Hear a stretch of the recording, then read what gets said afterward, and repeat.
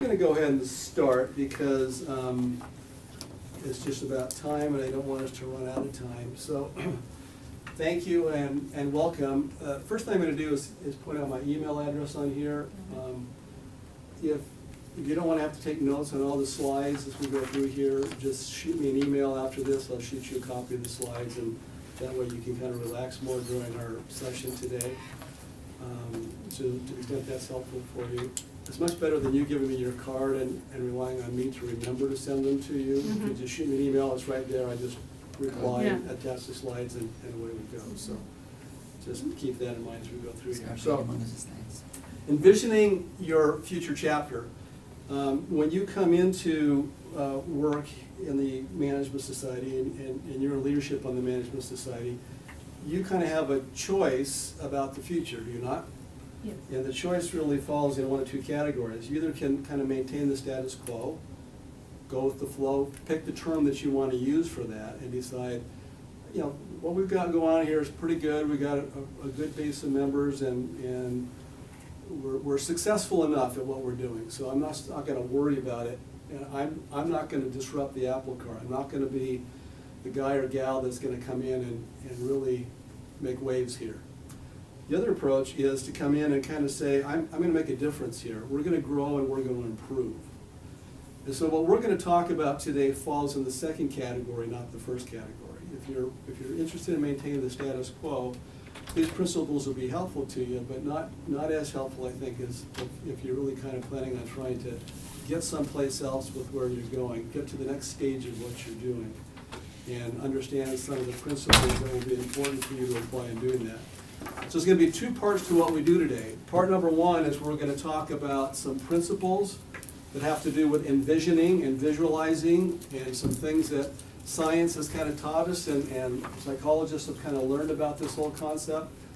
And then we're going to actually apply it. We're going to actually do some work here today. So if you don't like exercises, this may not be the session for you, because you're actually going to be writing some things down and envisioning your future chapter a little bit right here today before you leave. You won't get it all done, but I hope you get it started and you get the ideas in place and you get the concepts and you take it back and maybe do some of this with your committee. So let's talk about, just a minute, about the power of visualization. Oops, going the wrong direction. Just getting you used to this little click right here. Anybody know who this is? He's a gymnast, so you don't have to say that. Okay, he's a gymnast. Anybody know what gymnast this is? Okay, this is Peter Vidmar. Anybody ever heard of Peter Vidmar? Mm-hmm. Peter Vidmar is a member of the church. In 1984, he won 2 golds and 1 silver medal, and his team won the gold medal for the Olympics, which was never done before that time by a USA team. Peter Vidmar happens to be a personal friend as well. He was in my stake in California for a number of years, and we got to know it. We worked in several callings simultaneously that caused us to come together fairly frequently. And separate from that, he was on the speaking circuit. That's really what he did for kind of business after his career as a gymnast, was to go put on motivational speakers. And so my business, before I knew him personally, actually brought him in to speak. And one of the things that he would tell you is that the margin of difference between first and second place in most of the sports when you get in the Olympics is so slight that it's unimaginable sometimes how slight it is. And he says, so when you go into the gym working out for gymnastics in anticipation of the Olympics every day, number one, you can't go in thinking that I'm going to work harder than all the other Olympians, because guess what? You can't go in and say, I'm going to be in the gym twice as long as they are, because you can't. Your body couldn't take it physically, so you have to get very good at understanding exactly what you have to do, what you have to refine, and how you're going to get there. The second thing is you have to have a more powerful image in your mind than the other guy of what it is you're going to achieve. So what we did after every practice, he was at UCLA, and that's where most of his teammates worked out. After every practice, they would stand on the medal stand and have somebody put the medal around their necks. That's how powerful athletes like that think that visualization is. It is a real thing, and we're going to break down a little bit why it's real and what psychologists and scientists have kind of taught us about why that is real. But I want you to understand, first of all, the power of visualization. That once you convince your mind of something, and particularly your subconscious mind, we'll talk about in just a minute, then you have parts of your brain that actually go to work trying to find out how you're going to achieve that thing. And we're going to give some examples of just everyday life, how that works for us, but particularly as it relates to the Management Society as well. And just, by the way, this is what Peter Vitterbar is doing now. He was just called as the mission president in Australia, so that's him and his wife greeting, I guess, some of the new missionaries and so forth down there. So outside of, just as an aside, outside of his certainly stellar career as an athlete and speaker and so forth, he's just a stellar human being. If you all had a chance to get to know him or meet him sometime, he's a magical person, and really privileged to know him. Let's talk a little bit about the process of visualization. Years ago, I don't remember how years ago, it might be almost 20 years ago now, I was at a conference and got introduced to a man by the name of Lou Tice. Anybody ever heard of Lou Tice before? He started something many, many years ago called the Pacific Institute. It's in Spokane. No, it's in Seattle, Washington, I think. And I was transfixed by what I learned in the session. I got some of his tapes and so forth and listened to them afterwards. And the basic concept that he taught in his workshops was this. We move forward and we become like that which we think about. Our thoughts determine our future. Now that's a simple idea in many respects, but it's a very profound idea in other respects. And let me explain why it's such a profound idea and what I learned from him and about this whole concept of visualization. He talks about this idea. He says, we have a three-dimensional thought process that we all work through. We have certain words that we hear, and those words trigger images for us. Now this is kind of a funny thing that happened when I was coming up with some images from my graphics here.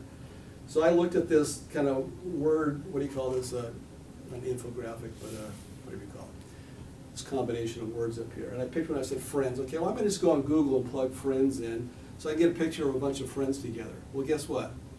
All the pictures were of the TV show Friends. So talk about word association and pictures. I mean, even Google thinks this way. You give them the word friends, and they think the TV show. That's how powerful this concept of words and images is. And then what happens once we have those images? That's what forms our emotions. So words trigger pictures, which trigger emotions. So what happens with the emotions? Where do we go with our emotions? What does it affect? Or actions. It affects our behavior, right? So if you want to analyze your behavior or anybody else's behavior, you have to start controlling, first of all, the words that you're bringing in, including the words that you're saying to yourself, especially the words that you're saying to yourself. Now let's think about this organizationally. What are the words that your organization says to itself over and over and over again? Because whatever those words are is the picture that your organization is getting. And that's feeding the emotion of your organization. That's feeding also what the behavior of your organization is. We kind of get that concept and why that's important. So that becomes important for another reason, because it affects our subconscious mind. Now stay with me on this, because this is going to feel like we're getting in the weeds, but I promise you it's important with where we're going. So here's what happens with our subconscious minds. Whatever you say, your subconscious mind accepts. Think about that. So if you say, I'm stupid, your subconscious mind accepts that. Think about that when you're raising your kids, for example, and the things that we say to each other. Whatever you say, your mind, your subconscious mind accepts it. But here's the deal. It accepts it only once you sanction it. You have to kind of give it permission to stay there. So it captures it, but it's going to stay there only if you give it permission to stay there, if you sanction it. So how do we sanction it, do you suppose? we believe it? Okay, we believe it and we relive it, right? We rethink it. repeating it, yeah. We keep repeating it over and over and over again. So the more we think about something, the more our subconscious mind believes, okay, Ken accepts this. He believes that. So that's where the belief comes from. That's how our beliefs become so important. So let me relate this spiritually for just a second. Why is it important that you read the scriptures every day? This is the reason, right? Because your subconscious mind, your spirit, if you will, is absorbing that, and it's now informing what your belief system is, what your emotions are, what your spiritual framework is, and so forth. Because that's what's feeding our minds. Now, here's the other thing: you don't build your reality based on events. You build your reality based on what you think about those events. So there's a truth about an event, but it doesn't matter what the truth is. It only matters what you think about the event. So here's the example. This is the example Lou Tice gives. So Jimmy is 7 years old, and he goes off to school one day happy, healthy, feeling good about life, and he has to give a report in front of his class on whatever. He stands up in front of that class, and he notices all the kids in the room are giggling. And he's completely embarrassed, doesn't know what's going on, gives the report, sits back down, and his good friend Bobby turns to him and says, "Jimmy, your zipper's down." He's just mortified, absolutely mortified. So, number one, he's had the experience. Now, it's like everybody's giggling, he's embarrassed. Second impression, his neighbor now tells him, "Your zipper is down." He relives the experience again. He goes home, and he goes into, he comes through the front door, and Jimmy's mother says to him, "So, Jimmy, how was school today?" What does Jimmy think? He visualizes himself standing in front of the class, zipper down, and everybody's giggling at him. So now he's recorded that thought again.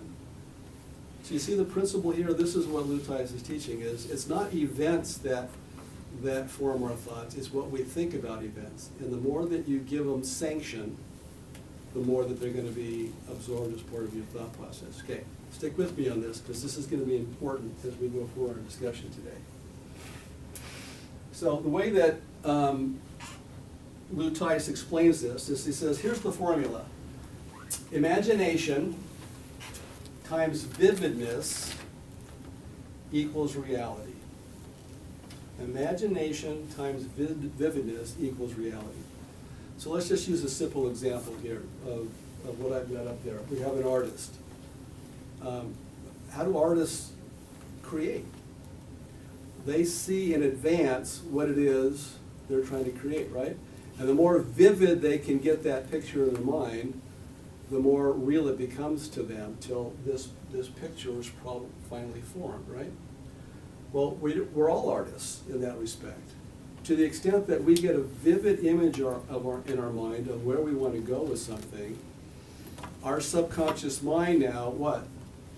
We sanctioned it for our subconscious mind. Our subconscious mind now believes it. It believes that's the reality, not everything else I've been thinking. Everybody with me on this? Follow me on this? So everything was created in mind before the Exactly right. reality. Exactly right. And because of the self-talk that we engage in, either personally or organizationally, we come to accept a reality about who we are. So whatever we're talking about our chapters being right now, that's what the reality is. Because words trigger pictures, which could trigger emotions, which trigger behavior. Make sense? Everybody tracking me on this? So here's a quote from a more famous artist, Michelangelo. "In every block of marble I see a statue as plain as though it stood before me. I have only to hew away the rough walls and imprison it." That is such a powerful concept. If you can just grab onto that idea and believe it, that you can accept a different reality. You can accept it personally in your life. You can accept it in your chapters. You can accept it in your business life, in your family life. If you can envision and visualize and come to accept a different reality, it can become the actual reality. And I'll explain why in just a second. Go back to the first example I gave. Peter Vidmar and his teammates at the end of practice, what do? They stood on the medal stand, and they had somebody put the medals on them. They visualized that happening over and over and over again. That picture was so vivid in their mind that when they actually stood on the medal stands at the 1984 Olympics, it wasn't the first time experience for them. It was their reality. It is what they had come to fully accept as their reality. Does that make sense? Okay, so what's the result here? So our thoughts then accumulate to become beliefs, and then our beliefs then drive how we behave. Now think of yourself as a chapter leader. How many of you are in a chapter president position? None of you, you're all on the executive committee or some form? Okay. So you're on the executive committee, so you are leading a chapter. So you have to ask yourself, what thoughts have I accumulated about my chapter? And where am I in that process? Because right now, that's driving how you behave. Because that's driving what you believe. That's driving what your subconscious has accepted at this point. That's your reality. Now you multiply your reality by every other reality in that executive committee, and you can see, you know, where this can go. And you can also see why sometimes chapters go off into the abyss. But you see others just kind of seem to soar sometimes. And where did that come from? Who at some point decided there was a different reality? And they got it so clear in their mind that they convinced everybody else that that was reality. They started the talk down the road of that different reality. So how does this affect our goal setting? Now, when we think about goals then, this is what Lou Tice teaches. This is not Ken Gibson teaches. He says, when you think about goal setting then, you don't think about I will, you talk about what is. Because that's what your subconscious needs to hear. It's not this is what we're going to be 3 years from now. It's 3 years from now, and this is what we are. You talk present tense, the future is now. You talk present tense as though those things are now. So we're going to go through an exercise in just a minute about building a vision statement for your chapters, envisioning your future chapter. And we're going to say, you're not going to write, our chapter will be, you're going to write, our chapter is. Because that's where your mind has to start getting, when it has to start getting its arms wrapped around. Your subconscious mind has to start believing that future now. And so when you do that, what he teaches is, don't focus on the how. Because most of you, when you come to this conference, came with a lot of hows, right? Well, how am I going to overcome this? How am I going to do that? Those are important, and you want to get tools and so forth. But none of that will work for you until you're very clear on the what. So focus entirely on the what. I'm going to explain to you in just a minute why the how will manifest itself and how the how will manifest itself. Psychologic, how our minds work and what happens to us when we get involved and understand these kind of principles. So when you're setting goals, focus entirely on the what. And if you're in a committee meeting and somebody starts getting married, well, yeah, but how are we going to do that? No. We're not talking yet about how. We're just talking about what. And we'll talk about how later. How's important, but it's not as important as talking about the what. Okay, in our minds, again, we're in the weeds here a little bit. Stay with me, please. There is this thing that's kind of at the bottom of our brain here called the reticular activating system. Who's ever heard of that term before, or that concept? Okay, one person? Good. So essentially there's this kind of stuff there. It's a scientific term. This membrane and so forth that really is responsible, it's connected to our spinal cord. It's really connecting, it's kind of a filter for us. It's the thing that keeps us from not feeling every hair on our body, because we go absolutely crazy. If you wear contact lenses, for example, it's the thing that allows you at some point in time to filter that out and not feel your contact lenses anymore if you wear them. Except if you do, and I just said that, now you're completely conscious of whatever's in your eye right now in your contact lens. It's also the thing then that warns us of danger, and it warns us, and it also alerts us to opportunities. So here's a perfect example. You're a new mother. The baby's into the room. The baby's crying, not loudly, but just kind of whimpering, and you wake up. Why? Well, because your reticular activating system is alerting you. Your husband's asleep. Now, why is your husband asleep? Because the picture's not as vivid for him. The possibility of danger is not as vivid. And you know what else? He's relinquished accountability to you. So he's not worried about it. Because why? Because he knows you're worried about it. Make sense? Mm-hmm. So his reticular activating system's not working the same way your reticular activating system is working. Now, how does this relate to what we've been talking about? Once you understand really clearly what the is, your reticular activating system goes to work trying to figure out the how for you. It becomes your personal assistant trying to figure out the how. It's a true phenomenon, and it's a powerful phenomenon. So I'm going to give you two examples. Let me give you that in a second. One very simple example, everyday life, well, not everyday life, but something you can relate to. 4.5 years ago, close to 4.5 years ago, I had kind of decided and was beginning to persuade my wife that she agreed with this, that we needed to move to Utah. There was a lot of reasons for that. We're raising our twin grandsons, and I'm at the point where I'm going to start winding down my career, but we're still raising them. Good environment, still close to our business in California, so on and so forth. Now, my wife grew up in Southern California. She's 9th out of 11 children, all of whom live in Southern California. I grew up in Southern California. We'd been in our home in South Orange County, California for 18 years. We knew everybody in our stake, in our ward. We were entrenched. So you got the picture, right? So now Ken has a new reality that he's formed in his mind. He's now picturing himself in Utah. So what's the first thing that happens when we start picturing ourselves going someplace? We see all the what? Well, see how positive she is? She sees all the opportunities. But after we see the opportunities, and if you're more cynical, you see all the barriers, right? Well, how are we going to do this, and how are we going to do that, and all that? So, neighbors and everything. right. Yeah. Now, if I only saw the barriers at that point, and I didn't allow my reticular activation system to be working, and I didn't get the what really clear in my mind, where would I be living right now? I'd be living in Southern California, right? And that's where we all get stuck, is because the what isn't vivid enough for us.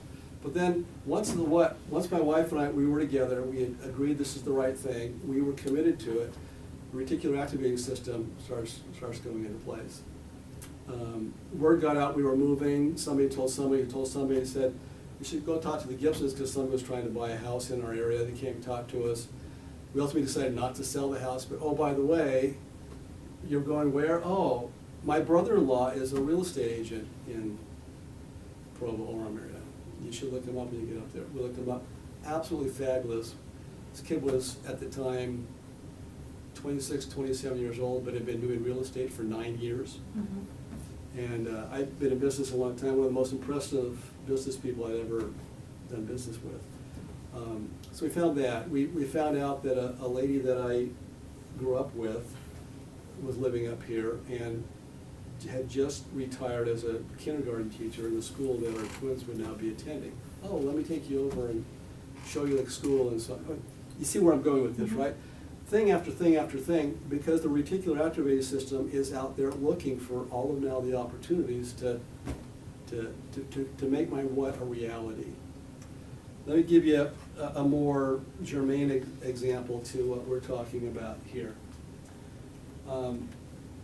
Several years ago, I was running the South Orange County chapter of the BYU Management Society, started by a fellow named Bill Chapman. I don't know if any of you know Bill or had occasion to be associated with him, but he's a long time devoted. You heard Troy Romero last night. Well, Bill Chapman is Troy's twin when it comes to the BYU Management Society.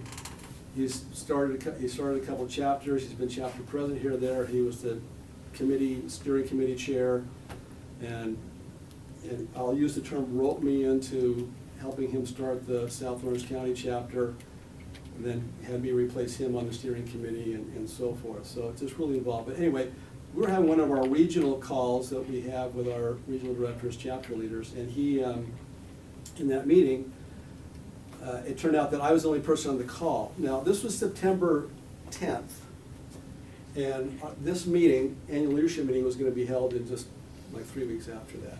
And he said, I've noticed you haven't submitted your application for the Chapter of Excellence Award yet. I said, yeah, I know. It was, my reticular activating system was doing nothing as related to this. It was not on my radar because I had no what there yet. And in that call, I said, well, let's take a few minutes. He got out the guidelines. He says, as far as I can tell, you're doing almost everything on this list. To be a gold chapter, no less just a chapter. There's just a couple things you're missing. One was the financial report, and the other one, we had no advisory board. Now keep in mind, we were supposed to have had the application like by the end of August or something.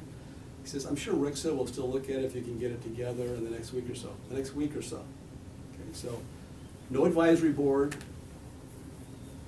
They don't even know what the financial statements are we're supposed to be turning in. So here's how the reticular activating system works, right? So after that, I asked a committee member if she could take care of those financial statements. Just so happens her husband was a CPA. Sure, I'll take care of that. Completely unloaded that to her. And so I'm in a meeting. I learned that her husband just would find, would he be willing to do this? Yes, he would. Second thing, I sent an email. I thought, well, advisory board, what am I going to do? I don't have time to have meetings with a bunch of people to do this. I said, well, I know people. I got 6 people I think would consider doing this. I'm going to send them an email, explain what I'd like them to do, hoping to get 3 of them to accept. All 6 of them said yes. And after that time, we got a couple more that said yes. So again, you see where this is going. So September the 10th, had I focused on the how, am I going to do this? We would not have been a Chapter of Excellence Award winner. But the what became so clear and so vivid thanks to Bill and helping me see that new reality. My reticular activating system automatically went to work trying to figure it out. We get the principle here, see kind of how our minds work on this. Really important as it relates to kind of the visualization.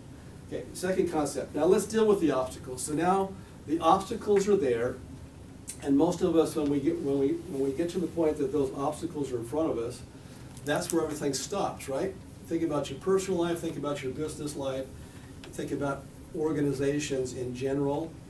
Is somebody brings up something, somebody has a vision of something, and immediately people say, well, how are you going to do that? And here's the problem with that, and so on and so forth. And the reason we get overwhelmed, we don't press forward, is because we become overwhelmed by the obstacle. And we become overwhelmed by the obstacle because it paralyzes us. Meaning we don't see an action to take.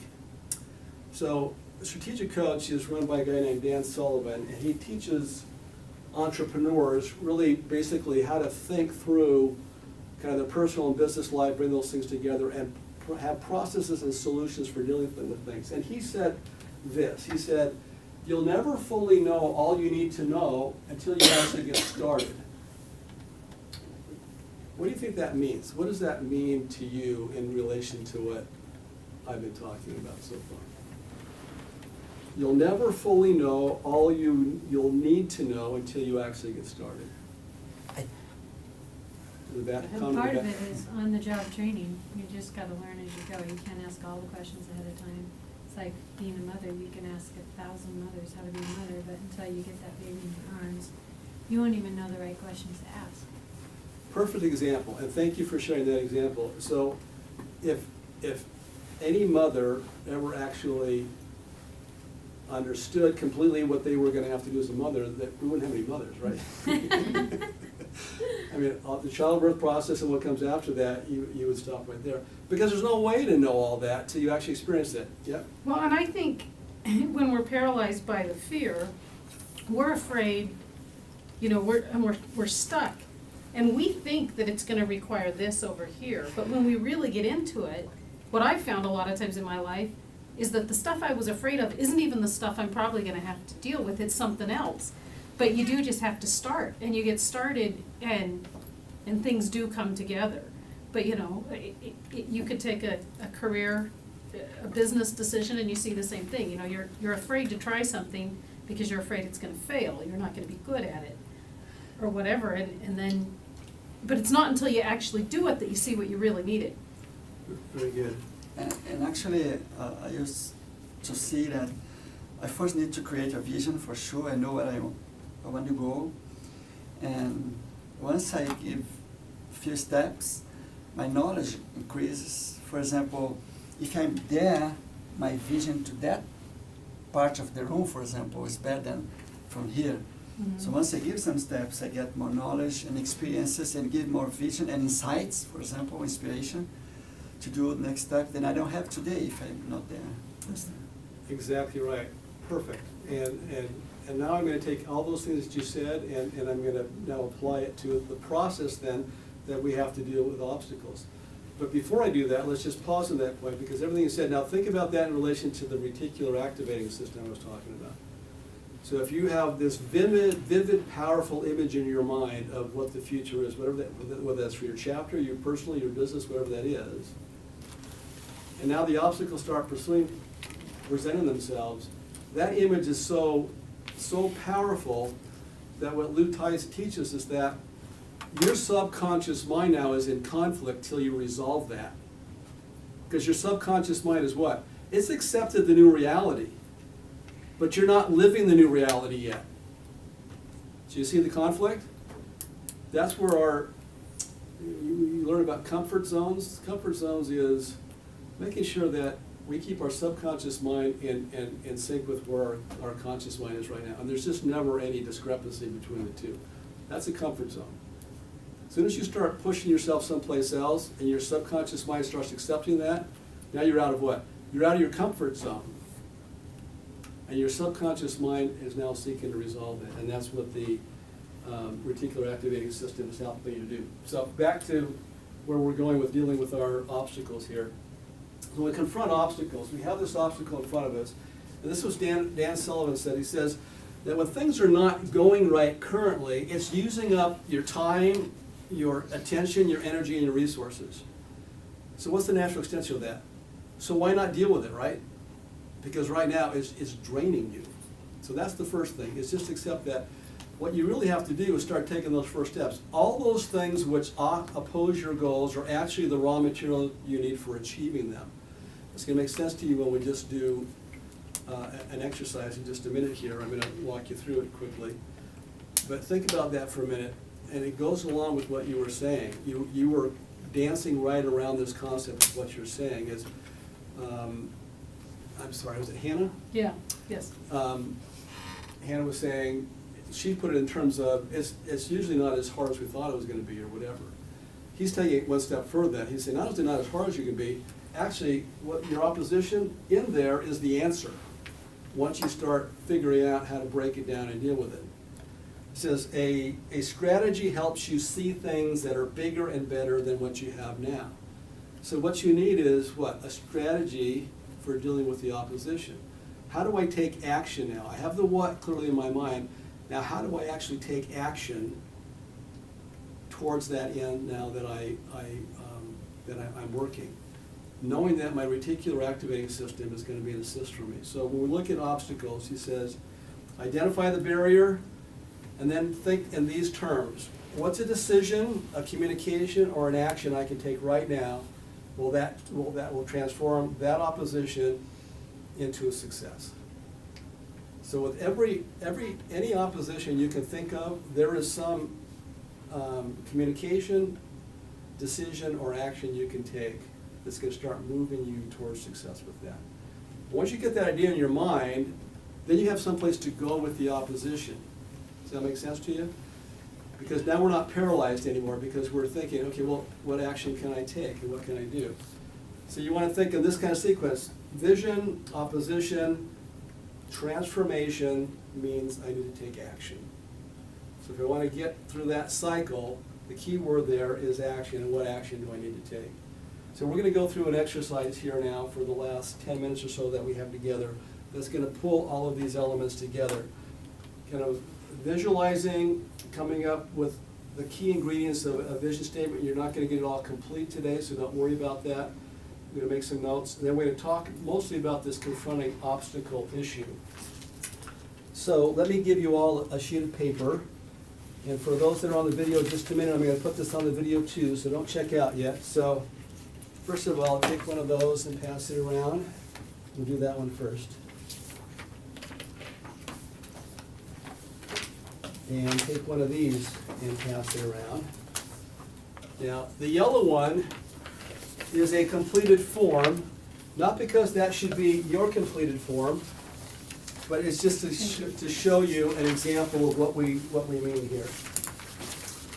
So let's, let me get my slide up so people in the video can see what we're talking about here.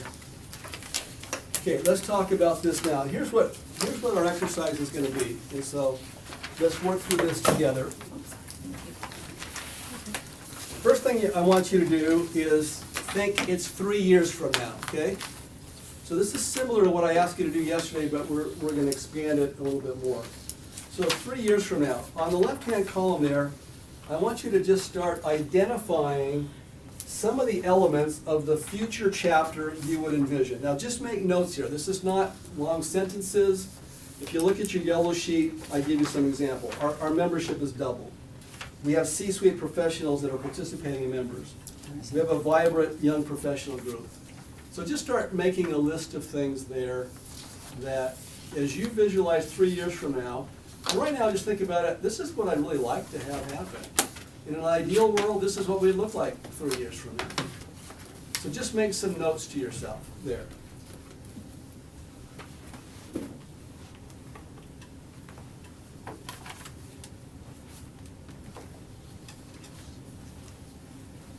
Do it quickly, just pour out some things that come to mind. You can come back and add to this later.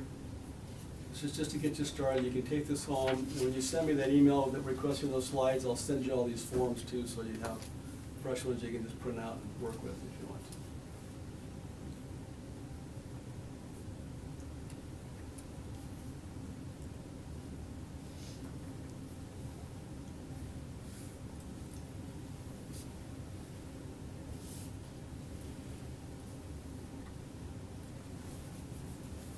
I'll just take a minute or two more on that.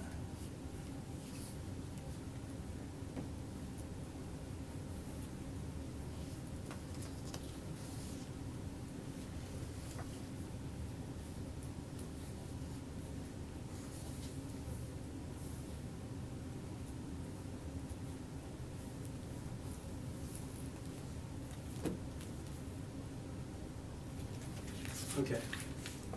Again, you can make some more notes later, and I hope you will. I hope you spend some time on this.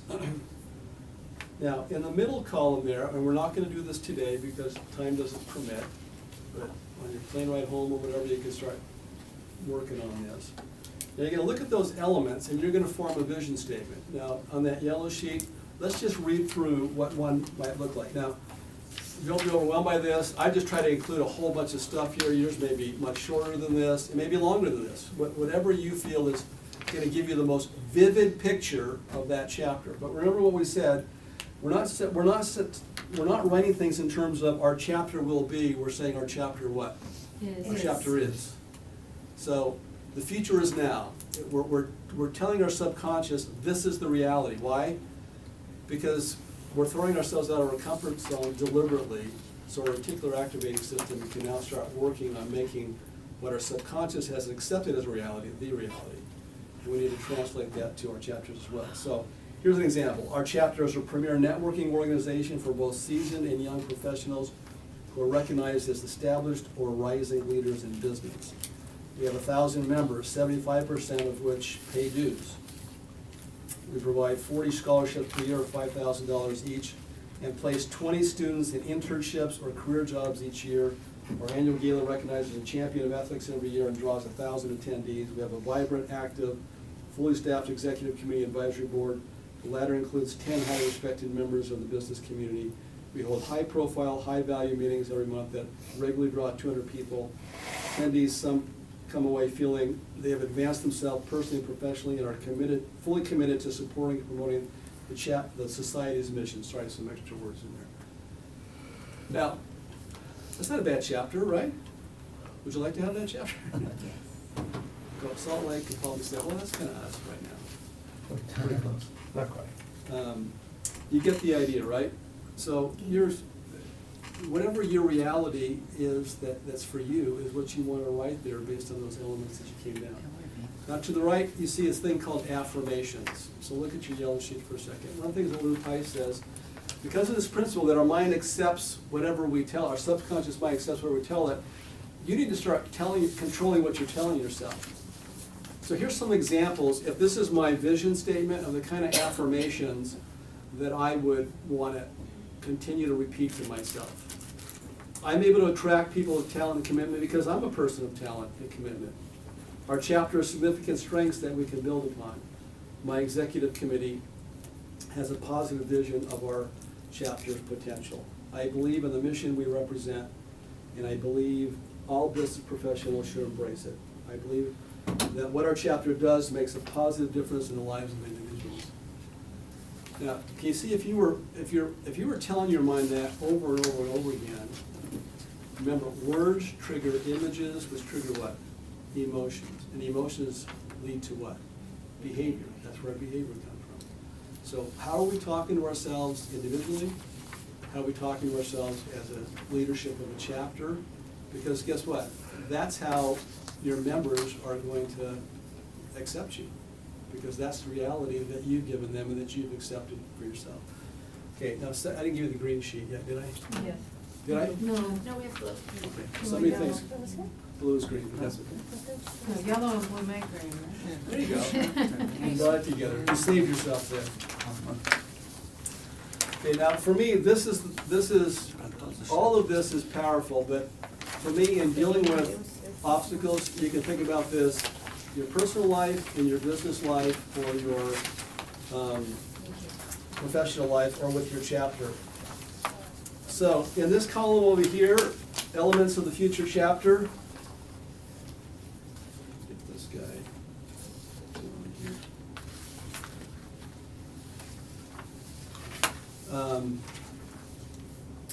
You have some things itemized over there that you've written down. So right now I want you to take just one of those elements that you made a list of and plug it into this little box up here that says element. And you'll work on the rest of this later because we just have a couple of minutes left here today. So on my example here, I took the element of vibrant young professional group. Okay, so that's an element that I want. So I want you now then to think, I want you to turn that into a goal. So what's the goal there? In this example I gave, our chapter will have a young professionals membership of 200 with representation on our executive committee. So that's taking that element and putting it in the form of a goal, okay? Now at the very bottom, I want you to think in terms of a result of that goal. If we achieve that goal, what would that mean to us? What are we experiencing as a result of achieving that goal? So down here I put, the chapter builds self-sustaining momentum to consistently attract high-quality young professionals, including individuals transitioning from the BYU Marriott School into their careers. They are mentored by seasoned professionals within our chapter. So that's what we could be experiencing if we achieve that goal. Everybody get the idea? So we're taking an element of our vision statement here, and I suggest when you do this, either by yourselves or in your chapters, don't take all your elements and try to go through this exercise because you're gonna what? You're gonna overwhelm yourself. But take one and just get the concept down and see what it feels like to work through what Dan Sullivan calls the strategy circle. Remember what he said, really all the elements that you need for the solution to the problem are contained in the problem itself when you start breaking it down, you start thinking about it. So under obstacles, I put down here, what are the barriers that could possibly get in the way of achieving that goal? Well, our chapter is perceived as being primarily for seasoned professionals. That's a nice way of saying older people. We have no young professionals represent our executive committee. We have no communication channel with the Marriott School or Alumni Association. No one graduate students have come into our area, and so on and so forth. So those are all the obstacles. Those are well, how are we going to do this? Because we got all these barriers, right? So remember what Dan Sullivan says. He says, well, start taking action. What can you communicate? What can you decide? What action can you take right now that's going to impact that issue? And break it down, okay? So what's one thing I put down there? Our chapter is perceived by primarily being for student development. Make a list of 5 young professionals I want to recruit and take them to lunch, pitch the Management Society, tell them I'm looking for a nucleus of young leaders.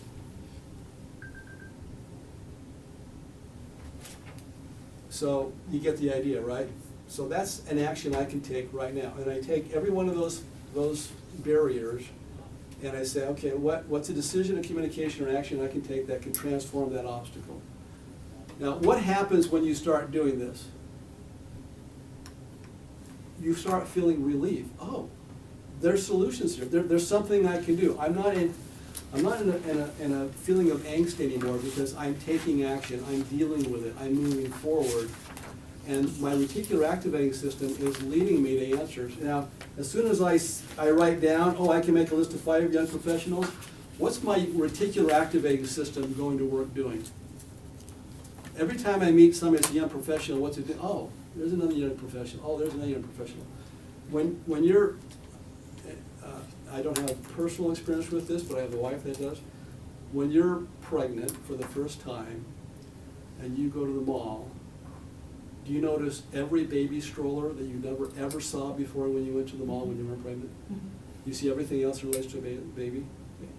That's what your reticular activating system does. Like the car you have, a new car, and then you see Exactly, all kinds like exactly right, it does that. So when you want to find 5 Right. young professionals, your reticular activating system is going to work. It's going to find them. It's going to find them because you've told your mind, and your mind, your subconscious mind says, I have a new reality, and my reality is I've got young professionals in my chapter. So just one question to go back a little bit. When I put here the elements of the future chapter, those are the elements I have right now or the elements I see in the future? Great question. They're the elements you see in the future. Okay. So you're anticipating building this vision statement, so you're making a list of things. Well, here's my laundry list, here's my ideal list of things I'd like to see in that future chapter. Okay. So you're just making a list of them, and then you're gonna turn it into a statement. And then you're gonna say, what do I have to start affirming to myself if that vision's really gonna come to reality? Now let me start breaking down these elements and say, okay, realistically, what am I facing here by doing that? Now, I hope that didn't get so esoteric for you that it didn't have some practical application, but I'll tell you, I've seen this play itself out over and over again in people's lives, and it is very, very powerful. Visualization is a powerful concept. Learning how the process of visualization is actually something you can learn. It can be applied. It's not just something you're born with. Dealing with strategy circles to take obstacles and turn them into opportunities is a very powerful thing to do. So I hope those things are helpful to you. Take those things back, work with them a little bit. If you want the slides, you want the forms, just email me. I'll shoot them back to you. I'm happy to do that.